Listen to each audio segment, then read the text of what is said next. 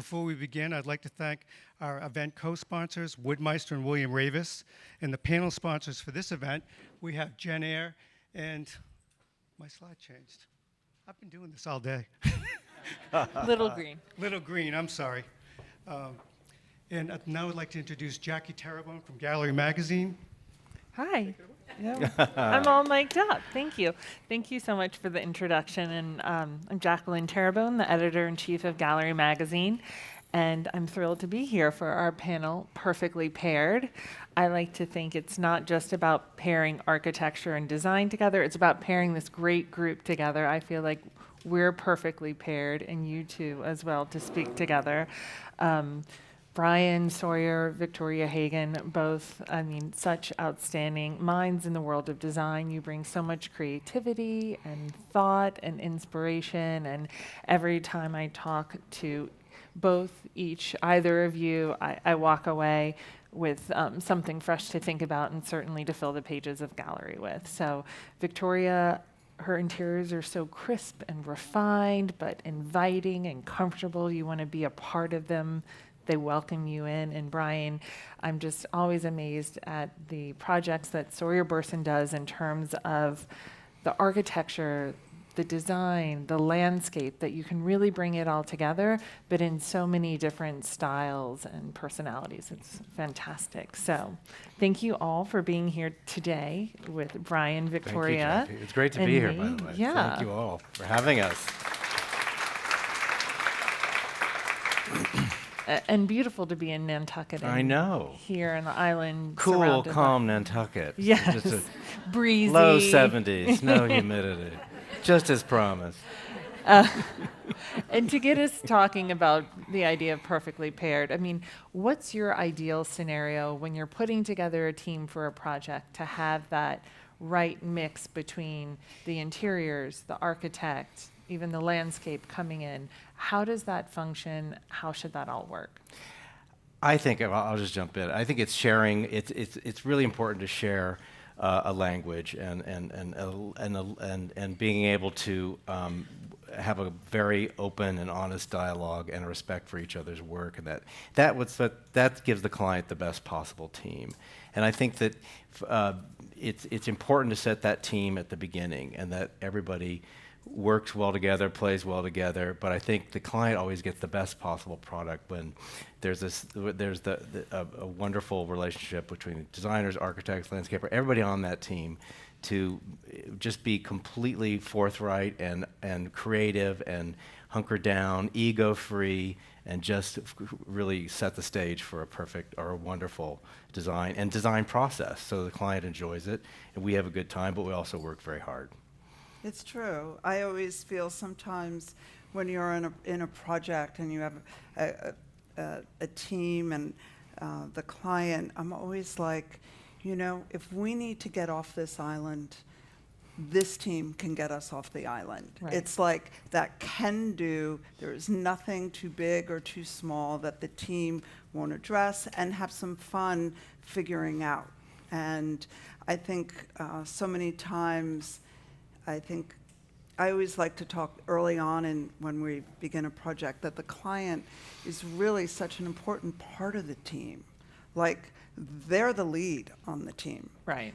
They're the one who creates the team, selects the team, sets the ground rules, what the goals are, and then, maybe you take the next lap and then I take the next lap. But it's that back and forth, and it's then coming together at the end very passionately, right, to really complete it so that your client can really begin to live that dream. Because these projects are, a dream that, I've always wanted to live on Nantucket, getting to build a house in Nantucket.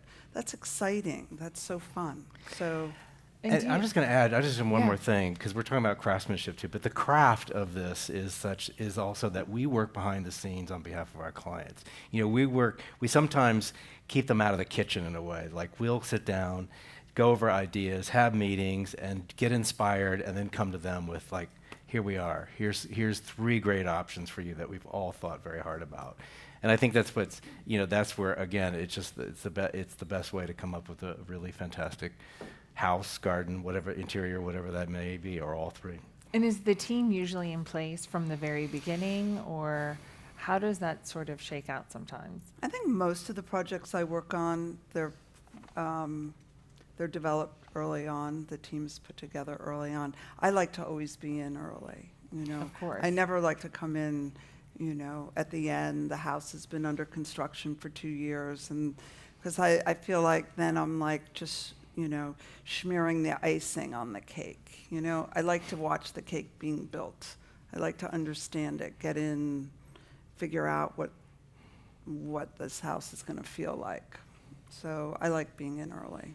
That's part of where, I think your knowledge and experience in architecture as well as interiors gives you that understanding, that fundamental understanding about how a house works and how it's put together.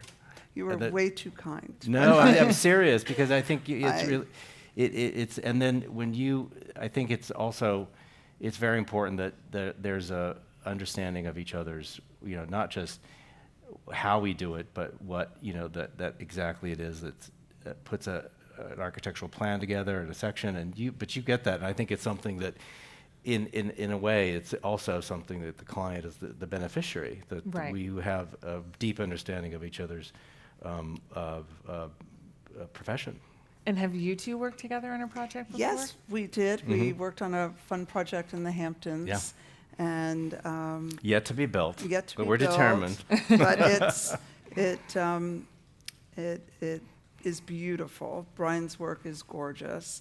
You never go into a meeting and go, oh no. You're always like, oh, that's so incredible, beautiful. I'm gonna blush. Always Stop it, inspired, always inspired. And I think what's so wonderful about your work, and I think it's such an important component of the team, that I think some people, just the landscape, and you are always thinking about how that landscape design incorporates with the architecture.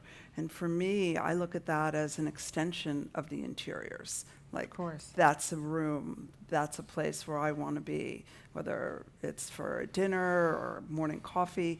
Those spaces that you live in outside are just as important as your, the main kitchen or your family room.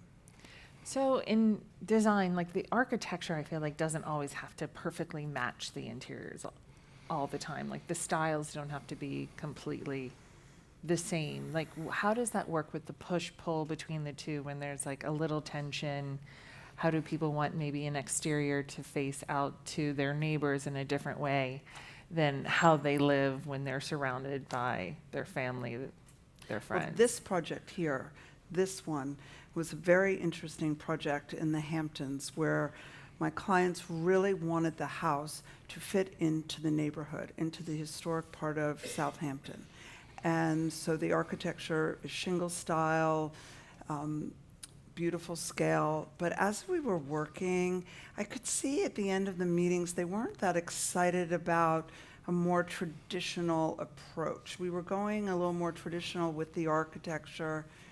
And I said one day, I said, I'm not getting you can read that spark of excitement. And I'm always looking for it. And I said, how are you feeling? And they're like, Victoria, we want you to push it. I'm like, what? And they're like, push it. I'm like, oh, okay, what do you mean? And they said, we want you to lean so forward and make this much more about the way we live, the lifestyle, our contemporary. You did our house in Connecticut, it's very traditional. We don't want this house to feel like that. I said, well, the outside's, it's traditional. And they're like, no, and so we pushed it. And it was really about creating larger, more open spaces, free-flowing, and that is not the way typically traditional houses have been designed. Mm-hmm. So it was really just analyzing the lifestyle and how it flowed, and very open plan. So I think it doesn't have to relate, but I always really do, especially all of us in here in Nantucket, so appreciate our neighbors. And designing homes that fit in with the character of the island and our neighborhood. That is critical. It's operation critical. And I do respect in other locations when clients really do want to fit in and be Right. respectful of their neighborhood, of their neighbors. So the point is, you don't have to live that way on the inside. You know? How about for you, Brian? Well, I love what you said about identifying a client's sentiments and feelings and things, and that's really important. You have to be able to read them, and I've missed it in the past. And you get out in front of them or something like that, and they're not with you, and it's a bad thing. It's amazing that I'm glad you mentioned it, because it's something in the process that as mind readers and Yeah. fortune tellers, we have to get that about our clients. I think there's good tension and bad tension, and I think that juxtaposition, can work magic. Right. And that's where I find often, I usually try to encourage the client, like going not to, like if it's a traditional house or traditional interior, I would say, well, we should set very good and very high standards for the details, but let's not make it up. Let's follow tradition, we'll manipulate it, we'll develop it, but let's do something, let's not make up a whole new semi-traditional language or something in the middle between modern. So the point is, you can come up with something that has a beautiful sequence of pattern and three-dimensional elements in terms of a traditional detail. But then I think that the decorating, the interiors can come in and layer on top or with that, so to create a beautiful juxtaposition in good tension. I don't think it necessarily follows that clients sometimes think, if I have a traditional interior architecturally, it follows that I must have chintzes and brown furniture and things of that sort, which I think, of course, is not the case at all. I think that's where those things can work together in sympathy. I do think, I feel going back to that whole, my office is always like, I love your sports analogies. And I'm like, but I do think one of the most satisfying but the most important role, as I see an interior designer, is helping our clients find their voice. Right. What feels right to them, and helping them navigate those waters to just so their home is personal, it's theirs. And that's I think the most exciting part of what I do, is to really try and figure that out, and then at the end walk out that door and like almost not looking back and say, I did my job, it's theirs, it's them. I feel like I guide them, I help, I always say we play with a full deck, I'm not gonna have any clunkers in there, but it's helping them figure out what makes them feel good and how they want to live, And there's always a moment, if you're doing your job right, that they recognize it as their house. Yeah. Even way before it's done, and they inhabit it in their mind and their heart. And you get them to that point, and then when they arrive and they move in, it's like, it's exactly what I wanted. And that's obviously the best possible scenario. And then I feel like they're also, it's about them, but it's them in a place. Like, we're looking at all of these summer homes and talking about that. How does the place inspire the way of living there as well? Oh, can I answer this? We're in Nantucket, and I think everyone in this room adores Nantucket. There is such magic on this island, and I always just get so excited when people have not visited before and they come for the first time, and it's so exciting. And I think working on an island so far out to sea, being surrounded by water, and whether the sky is bright blue or whether it's a smoky gray, you can't but just feel like I'm in heaven. There is just it's a small town. People are nice, they're respectful. It's the way you want every place to be. But so it is, I guess, the essence of inspiration to then create homes that nestle in to that magical feeling is very exciting. And I love a good Nantucket installation. And it's funny, my office comes up and sometimes people have never been to Nantucket and everyone falls in love with Nantucket. And it's sweet. And do you like to layer in things that are objects that are very... Oh. Well, you saw at my house. I mean, I have so many like knickknacks of this and that. I've gone to way too many auctions. But I do love that character that no matter where I'm working, I go local. At the end, I go up and down the streets. I'm looking for that unexpected find. And it was interesting. I was finishing this house here in Nantucket, and we needed accessories. So I went on one of these sites, and I'm like, Nantucket, Nantucket, blah, blah. And I'm like just looking for nautical, whaling artifacts. And I was like, oh, that's great, that's great. And I put together all these things. It came from the same place, the same store I had never been to on Nantucket. I didn't even know about it, which I found shocking. But it was great because I found things that felt very authentic to the island, And how about for you, Brian? I mean, I know that you do so many houses throughout the Hamptons. How do you capture that spirit or bring that sort of local quality? I think one part it's easy. Like you want to identify with the surroundings, the vernacular, architectural language, if there is one. Long Island's in a way like Nantucket. They're regions, different ones, unlike Nantucket. But the thing is, it's best in our experience to work with, if it wants to be more farmhouse vernacular, 18th century farmhouse, of which, in Amagansett, like this house here that's just popping up, or a colonial revival, which might fit well, which one of these others we've done in the village of Southampton. Or on the beach, though, generally you're going to do something modern, because all bets are off. The beach, when you're right on the dunes or something, we really look to the great houses, the beach houses that there are many examples throughout Long Island, the East Coast for that matter, and that's where we really love to do modern, and things I think can be more unique, more idiosyncratic, and not have to obey so many rules, except that you want it to inhabit that landscape, just like you do with your other houses. If a proper Georgian house sits in a proper garden, a beach house is something that's modulated and designed such that it fits into that dunescape and captures views. Can we talk about this baseball Yeah. diamond that Everybody- keeps coming up? I recommend a baseball field for everybody. Have you done a lot of those, or is that one of yours, Victoria, No, from it's a not sports mine. analogy? I have been to many a baseball game, but no, I've never designed a No, that's baseball our diamond. one and only baseball field. So and it gets a lot of use, believe it or not.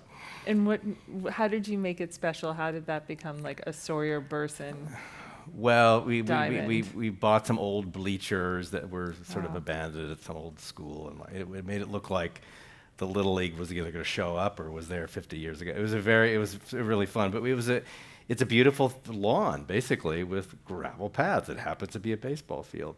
But if you notice, there's a barn, one of the old structure where we made it look old, with on the roof says 316 feet. So if you hit the barn roof, you know how far you've hit the ball, and you've scored. It's not just a home run; it's a very particular distance. That's So. great. It's funny I was photographing this project that we finished, this home here in Nantucket. And when we first started out, it was like, they want a beach house, we're on the bluff, it's a beach house, and want a beachy feel. And we were photographing it, and I sat down in the family room on the sofa, and I touched something. I'm like, what is that? I'm like, oh, that's sand. That's so good. I love that. It's like, that's exactly as it was designed. We wanted it to kind of just not be bothered by the sand. You know, that sand kind of just was, you know, I'll have to be sprinkling it around now. Yeah, but I think that's also other part of projects. identifying a place and making sure it works with a lifestyle, right? So a beach house, we always say to the clients, are you going to leave your doors open? Are you going to, is there going to be sand tracked in here? Is it going to be like this? How do we make it comfortable? How do we make it easy? And that's the plan of the house. It's a relationship with the landscape. And then it's not like a city situation. It's usually much more formal, clean, tidy. More, the art's different, the finishes are different, more elevated. But I always tell clients, you know, I don't want to create a house or a landscape that when you arrive, especially if it's a summer house or a, you know, a part-time house, that creates in your mind like, oh my God, the paint's chipping. How's the house? You know, the garden looks like it needs some more maintenance. The house needs to be painted. You know, you have to design it so that it feels easy. It's easy, no matter how staffed up they are. They don't want to feel overburdened when it comes to these houses that are refuge and vacation. It's got to feel easy and comfortable and relaxed, and that's the job. You need to get it there. You get it there with programming and design, and so they have that sense of repose and I do always like to, when you're in a meeting, you know, especially if I'm in my New York office, that you're working on a house here, you're like, we got to forget that, you know, we're not wearing high heels here, we're wearing flip-flops, we're wearing flat shoes. Like, it is a different, it's just very casual. And I think there can be elegance and beauty in that casual feeling, but it's sometimes, you know, it's nice. I think some of the best meetings, though, are like when you are on site.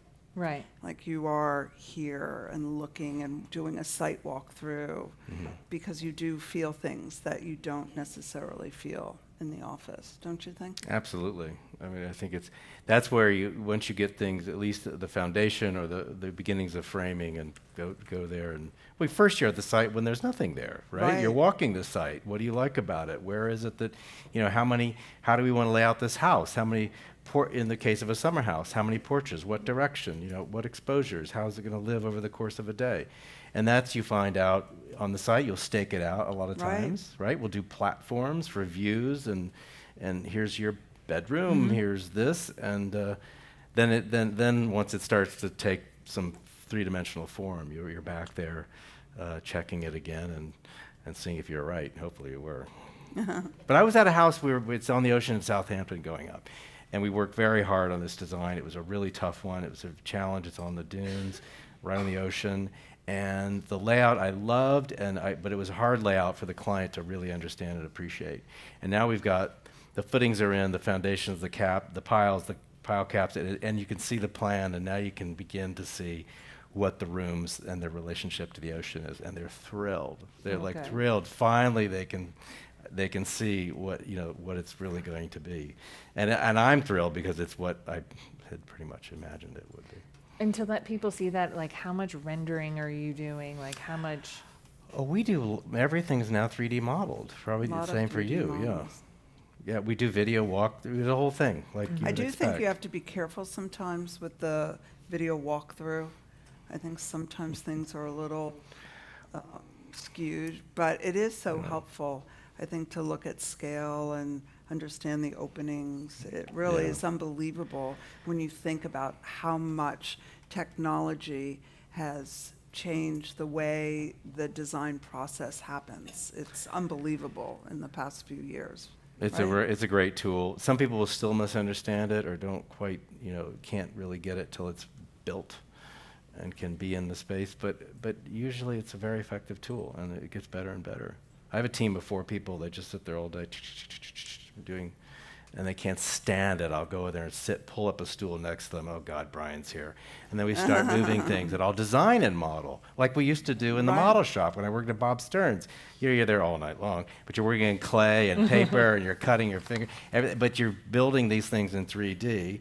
Sometimes Bob would insist we build a whole room, and he put his head over his head so he could see it. I've been in one of those. So, yeah. But anyway, those are the old days. Now it's the computer people doing it. But I do love looking at things and designing and sometimes a model, especially with gardens. And houses are the same, but it's a great tool, and I think clients expect it. So you have to do your best. But we also, you have to be careful of how much you show.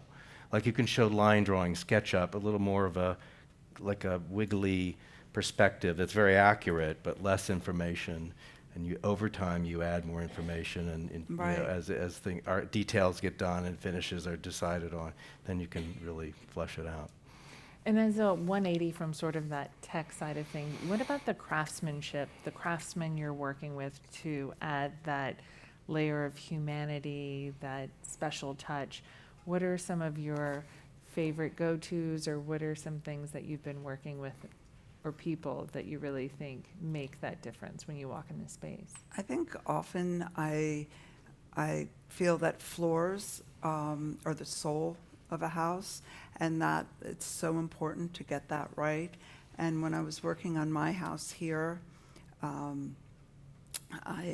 worked with a great company locally here, and I said, I want these natural floors. I want them to look like they're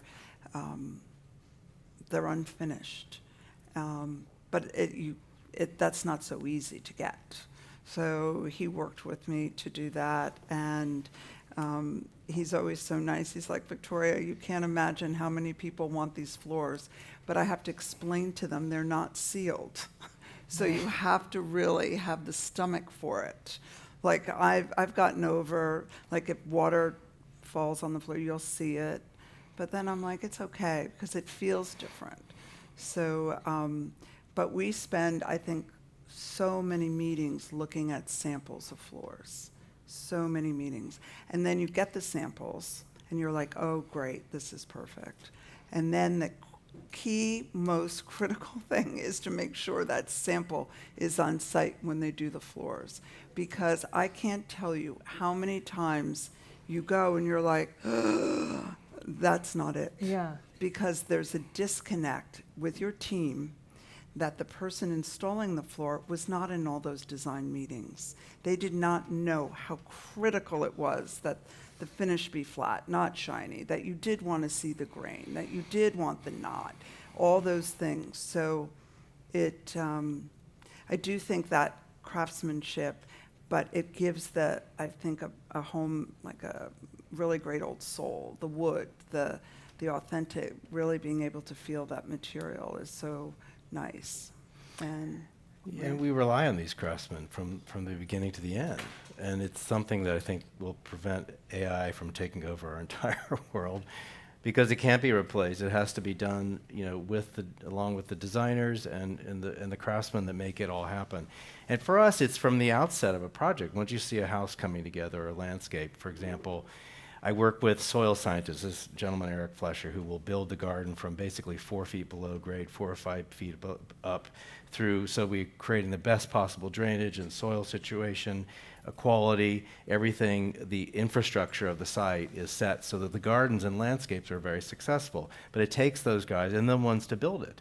But where you begin with people like Eric, who understand how to construct landscapes, and it's essential to the quality of that. And with our houses, when you see when the piles go in, or the pile happens, you start framing it, and you see these guys, and if you've got good framers on a crew, the project's off to a good start, and you can feel the quality. They care what they're doing. You could watch them and witness how devoted they are to their craft. And that goes on and on and on. Everybody, to the guys who are fashioning and cutting the ridge shingles on your roof so it's perfectly laid out, and the middle one, butterflies in the center. It's like all these things, and how the metal workers solder those gutters, and it makes such a difference. But they make our projects wonderful, and we work with the best, some of the greatest people around. It's what true. Makes it.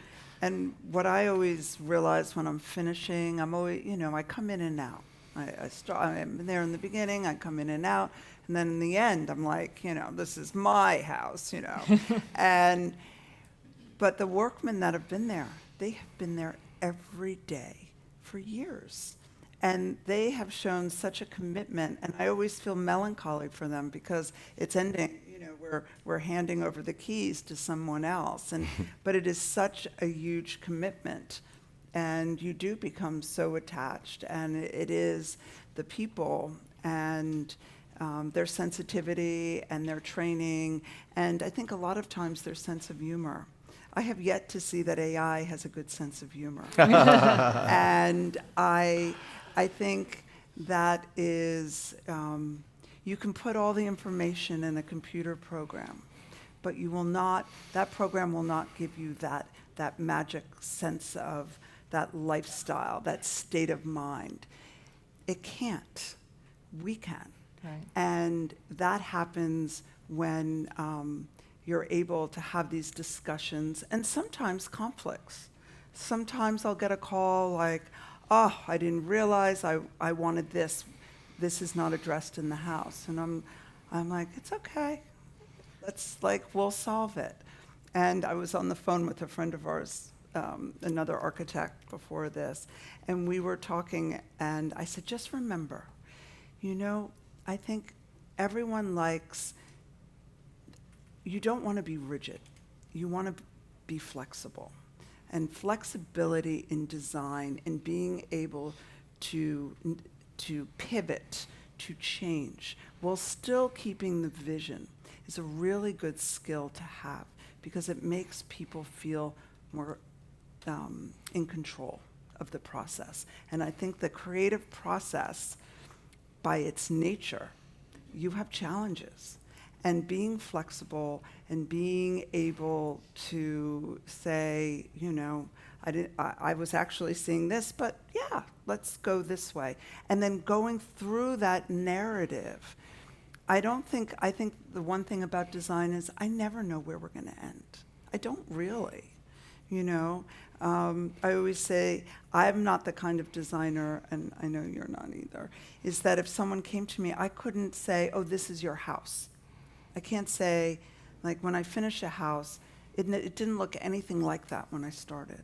Mm-hmm. Because it changes and it evolves through just the process of design and understanding what people's goals are and needs. And if you just put all those things on a board, that doesn't address anything. That's just taste.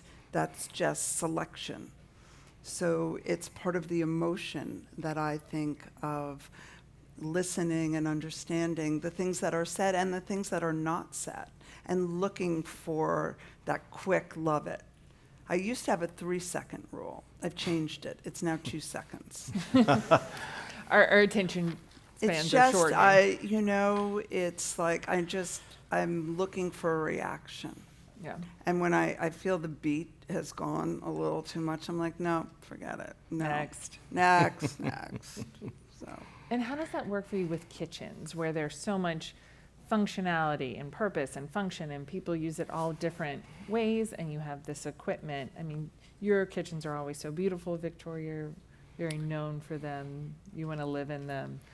I love my job, right? I love it. I love to lay out a kitchen. I love to talk about how you like to cook and how you like to have breakfast and how, I think, though, it comes down to function and appliances, but I think also view. Mm-hmm. I really like to be engaged in my kitchen and looking out at the view. The worst thing for me is to have this beautiful view there and my back is like this, cooking. So I do like to, I think designing a kitchen for me is about the experience. I could be a better cook, but I do try, but I like the process of being in the kitchen. It is home base for me. It is, I think, in many homes, the soul of the house, the kitchen. It's where you start your day. And I think to be able to look to a view and be able to cook and have all the function work, that's the balance I'm looking. And Brian, you've done some fabulous kitchen gardens, right? Yeah, well, I think that's also part of that relationship that we're all looking for. The kitchen, ideally, is situated not just as a prominent spot for the family to spend a lot of time. Who's ever in that kitchen is enjoying whatever that is they're doing, the views, but also the relationship outside. So really what you need is hopefully there's a porch attached to your kitchen with at least Right. a few places to sit, if not at Right. least a breakfast or lunch table. And then proximate to that, it's great to have a kitchen garden. Because I have I have a little house in Bellport in Long Island where I can walk right out the kitchen door and, like you want to do, pick whatever your rosemary or basil or parsley, and it's right there, and it's so handy. But that's a really great thing to have, and you should always, we try to attach a kitchen garden adjacent to that spot in the kitchen. It's so fun. And then that idea too that we're talking about too is that you want the table outside. It's that outdoor living. People, I feel like, are more attached to it than ever, understanding like that the spaces outside can be actual rooms. And how are you working with your clients to form that? How are you working on the architecture from the beginning to provide for those spaces? I think you have to remind them that they will use these spots, especially if they haven't built a summer house before or had a lot of time living in one. And like I mentioned earlier, when you're laying out the house, you have to identify over the course of the day, where do you want to be outside? And if that's a porch, a terrace, or a place where shade over with a large tree, something like that, you need to have those transitional spaces that are either functional or purely decorative, but they help and enhance the architecture, and they help and enhance lifestyle. And it's true. pretty straightforward. But if you miss it, you've really done them a disservice. I do think it comes down to just the small parts of your day and how it feels. Just the little 5 minutes you have in the kitchen. It's just how you move through the house. How do you feel? So I'm always trying to pay attention to the scale, the light. I think one of the most important things I did when the first house I designed with my husband out in Wainscott, we had this whole plan. I had studied it a million times, and it was an old salt box. I wanted that, and we had a kitchen, family room off the back. And one day I was like, oh, where's the light? The morning light comes from the east, and my wing was on the north and on the west. And I'm like, I won't have any light in the whole morning in there. So we twisted the house, and it was incredible. Every day I walk through that house, I'm like, glad I figured that out, because the house just was filled with light all day. And if we had kept it turned around, the light wouldn't have come in until the end of the day. And I think it's nice that your house feels good all day long. So sometimes it is just checking those exposures and really just, I always feel like it's like looking for seashells on a beach. You're just looking. You just never know where you're going to find it. You never know how beautiful it will be. But if in the design process you keep looking and looking for the potential, the possibilities, the view, the light, those free things, they don't cost anything. It's just how do you maximize that I think is so fun. And with those outdoor spaces, or even when you're looking indoor to out, I feel like so much time you want to spend looking at the water, whether it's the ocean and some sort of water view, but also the pool. So how do you approach designing like the ultimate pool? What are the qualities that kind of make for a gorgeous pool? Well, we were talking about this earlier, and we were talking about, you had mentioned how some pools you want to get into, some maybe not so much. Some pools you look at and you go, oh, that's so beautiful. I love that pool. And then some pools you look at and you're like, oh, I've got to go in. I'm going to dive in that pool. I like pools that you want to swim in. I do think, and I think it has to do with how the light hits a pool. Is it placed horizontally? Is it off in a garden, separate from the house? There are all these different components of placing a pool. I find it one of the most challenging parts It is, of yeah. planning a property, is where to locate the pool. I just think. Yeah, and the summer houses, it can be very close to the house. You can see it, often, or if you don't, it's a destination. I mean, I think that's always the Right. logical approach. What is it? Is it goes with us all day long? And then how does it orient? Which way does it orient? Or in the case, as I was saying, when we were talking earlier, like we had a house where if rectangles just didn't work, and it was like we got to do a round pool because there's no decision to make. You can sit anywhere you want, and it solved many issues all at the same time. But the color of the pool is important too. You know, people respond to certain colors, whether it's a light blue or a dark blue, or sometimes a black pool, more dramatic. But I think that's also very much tied to the client's taste and their, the style of the house. But I think that if it feels, there's a certain type of pool finish or pool orientation and light that makes it feel like you really want to get in. I mean, but I think that in the end, it's always important to think of them as garden elements and beautiful things, and not just the pool. Like, they can be designed in a different way than you might expect. I mean, it's so interesting when you think about Nantucket and pools. In Nantucket, I think 10 years ago, there were very few pools. I mean, they were just not part of the vernacular. And now pools, there are a lot of pools. You can't even get your pool serviced. I mean, it's crazy.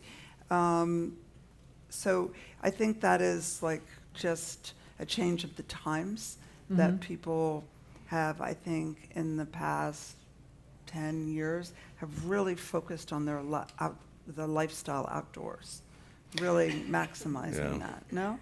Yeah, exactly, and more. And it's, even in the city, they want more pools. But if somebody's on the ocean, I always start off like, you want a pool? There's the beach. What's wrong with that? And they're looking at me like I have two heads. I'm not getting in the ocean. I want to be in my pool. Okay. Then you have to decide, well, let's not put it right on the beach because it's too windy and it gets really cold. You're probably going to spend more time in the afternoon with the sunset. So you have to talk about where that is, Right. especially in a sensitive or a landscape like here where the winds are changing. It can be cold one minute, hot the next. So the pool sometimes needs its own environment so that it can be a little more stable, a little more warm and cozy. But it is sometimes a mistake to put it in the obvious spot because of light patterns, Right. and especially with the ocean and bodies of water, cool air can come off and just ruin the whole pool experience. It's not as fun. So keep it in mind. And how did you decide on your pool placement?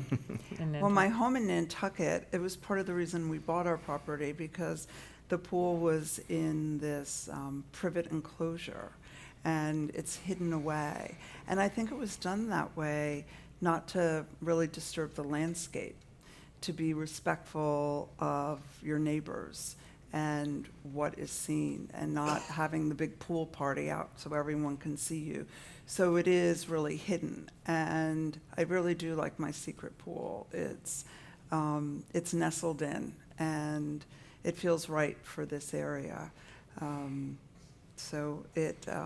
But I inherited the placement, and I actually fell in love with it. It was really why we bought the property. I think destination pools are my favorite. I think you can make a wonderful garden out of them, and it's a different experience, completely unlike, if you're running out the kitchen right in the pool, it just kind of, I don't know, it's too easy, or something about it that a little more unexpected. Unexpected, seductive, hidden pool off somewhere. Yeah. Or not, put it right by the kitchen. And just for one last question before I open it up to the audience for questions, but talking about history, Nantucket, historic houses, what are your favorite historic houses? Brian has been to like every historic house, I feel like, in the world that's ever been invented, or at least to its garden. So what's a favorite historic house that you go back to for inspiration again and again? How do we pick? There are so many. I think there are grand examples and not so grand examples, but I'll tell you, yesterday, on the way to a lovely, lovely party, I've not spent much time in Nantucket, but I'm obsessed with the quality of the design here, the 18th, 19th century houses. I took maybe 1,000 pictures on the way to this party.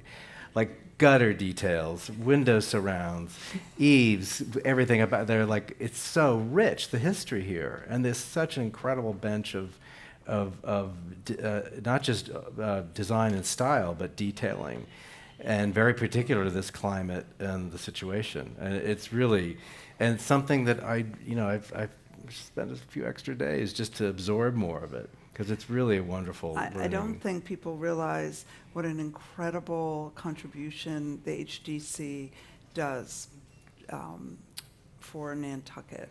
Nantucket is special because people care and they're watching, and I think sometimes offering subtle guidance, I like to think of it. I remember when we were first designing our home, I was like, oh, I like my view, I want doors all across the back, and first meeting, they're like, no. You can have 2 French doors. I'm like, 2? I want 6. I was like, I don't understand that. And then I understood it. And I love my windows. My house would not be the same. And I always say, if it wasn't for the HDC, my house would not have the character that I was looking for, but I wasn't, I didn't quite understand the push and pull. And I think that push and pull with history is a really wonderful exercise, but you can't have that push and pull if someone isn't guiding you. And I think that is a baton that we all pass down as we move ahead with design. There are trends, there are things, windows a little bigger, a little, this, that. But it is a community that cares about design, appreciates it, and understands it's really the core of, I think, of what everyone loves about Nantucket, is that there's an appreciation of that history. And you can still live in it, live a completely modern lifestyle, but they can go hand in hand. That's lovely. Thank you. Thank you both so much. This is Of course, so thank nice. you. Very good.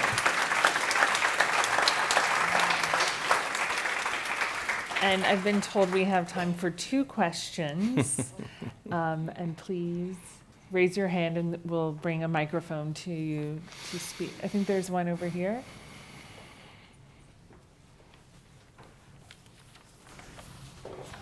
I'm so glad you brought up preservation. Thank you so much. I know we have people probably from NPT and Wisconsin Trust here. Are there so many of your beautiful, beautiful designs are new construction. Are there any principles or insights that you can bring to this amazing stock of preservation on historic homes that are often small and dark and narrow? I had a project that I was going to show, but it was Martha's Vineyard, and I was like, I'll keep it Nantucket. I think there is, sometimes it's really about, when these old homes were designed, no one really was thinking much about the light. They were trying to keep it more contained. So I do think there are ways to open up spaces, to see where the light comes through, maybe making a doorway larger so that the light from the other room can spill through, that you create more of a flow of light in a way, because I do think you look at all these historic homes, they're beautiful windows through all of them. Yeah. And the proportion is so lovely. But I do think,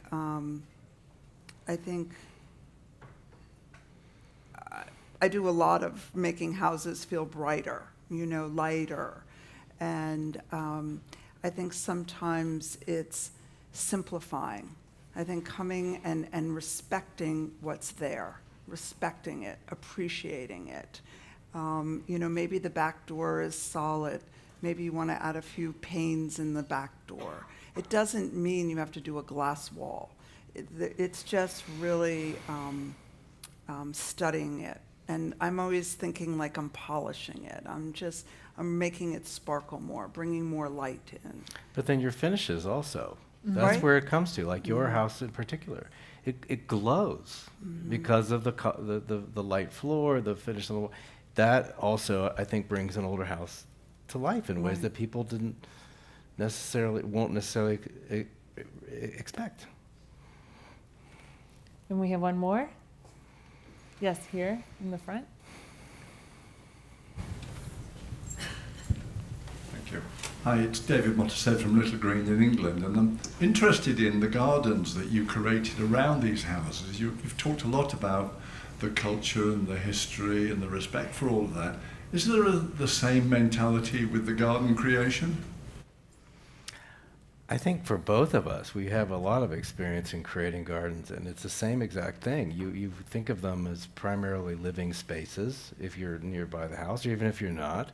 How to arrange that, how to scale it, and what's the experience walking through. It's the same thing as a house, and that's where the idea of landscape architecture is really comes from. I think that you can think of it in a house in a way, and it's the best way to explain it to a client because they're more likely to understand an architectural situation and context than they are a garden or a landscape context. So that conversation can be, well, think of this as your outdoor house. And then it becomes about And finishes the budgets definitely reflect that attention. I'm always like, don't worry about the interior budget. Wait till you get to the landscape budget. It's You way thought worse. curtains cost a lot. Just wait Way till you see that worse. hedge. But it's true. And I do think the climate in Nantucket, I mean, just to walk and see the roses and the plantings, this it is is amazing. lush. And I think it's that we're out to sea and it's just so beautiful, and it just really is almost as if someone colored in Nantucket with the landscape, just to see those colors and how beautiful it is. There is that storybook quality to the gardens here, I think. Very magical. Well, thank you all. You've been a wonderful audience. Thank you, Victoria. Thanks, Brian. Thank you, Jacqueline. Thank That was fun. Fun. Thank you all for coming. I want to give a special shout out to Little Green and Jen Eyre, our panel sponsors. Catch it right this time. Also want to let you know that our speakers will be signing books out on the porch. We have a quick turnaround in this room to prepare for the next panel, so if everybody could exit, that would be great. And one more announcement, Cravat does have a pop-up with Home and Harmony at the Blue Beetle this afternoon. Tomorrow they're unveiling a new collection. So if you have a moment you're wandering, please stop in. Thank you.